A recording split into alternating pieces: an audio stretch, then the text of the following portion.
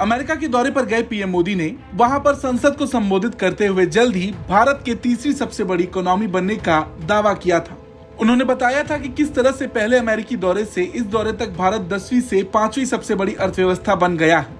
उन्होंने भारत की इस तरक्की को दुनिया के लिए फायदेमंद बताते हुए दावा किया कि भारत की तरक्की के साथ साथ दुनिया भी तरक्की करती है। पीएम मोदी के इस बयान से एक दिन पहले ही फिच रेटिंग्स ने भारत की विकास दर का अनुमान बढ़ाया था। दरअसल भारत की रफ्तार बढ़ने की वजह है भारतीय बैंकों का एनपीए 15 साल के न्यूनतम स्तर पर आ गया है। महंगाई दर आरबीआई के लक्ष्य के भीतर आ गई। भारत ने अपने राजस्व घाटे के लक्ष्य को हासिल कर लिया। अगर मोदी के पीएम बनने के बाद पहले दौरे से लेकर अब तक देश की अर्थव्यवस्था में हुए बदलावों को देखें तो अब ये दुनिया की सबसे तेजी से बढ़ती इकोनॉमी बन चुकी है। मार्च तिमाही में भारत की जीडीपी ग्रोथ 6.1% रही है। वहीं चीन की जीडीपी ग्रोथ 4.5% हो रही है।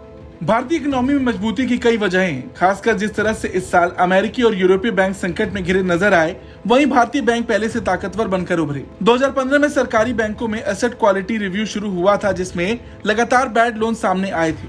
मार्च 2018 में पता लगा कि सरकारी बैंकों का वास्तविक एनपीए 14.6% के खतरनाक स्तर पर है। 2015-16 से 2019-20 के बीच सरकारी बैंकों को 2.07 लाख करोड़ रुपए का घाटा हुआ था। एक वक्त पर 21 सरकारी बैंकों में से 11 आरबीआई के पीसीए फ्रेमवर्क में थे, लेकिन ये संकट अब खत्म हो गया है। इसके लिए अकाउंटिंग प्रैक्टिस को सही किया गया, कुछ बैंकों को रिकैपिटलाइज और कुछ को विलय किया गया। इसके असर से सरकारी बैंकों का ग्रॉस एनपीए गिरकर 5% के करीब रह गया। 2022-23 में तो सरकारी बैंकों का कुल मुनाफा पहली बार 1 लाख करोड़ के पार चला गया। इंडिया रेटिंग्स एंड रिसर्च के मुताबिक पिछले 10 साल में बैंकों की सबसे बेहतर एसेट क्वालिटी देखने को मिली है।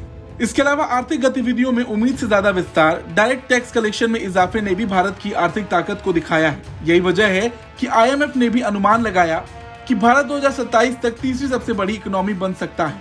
Bureau report, Bharat.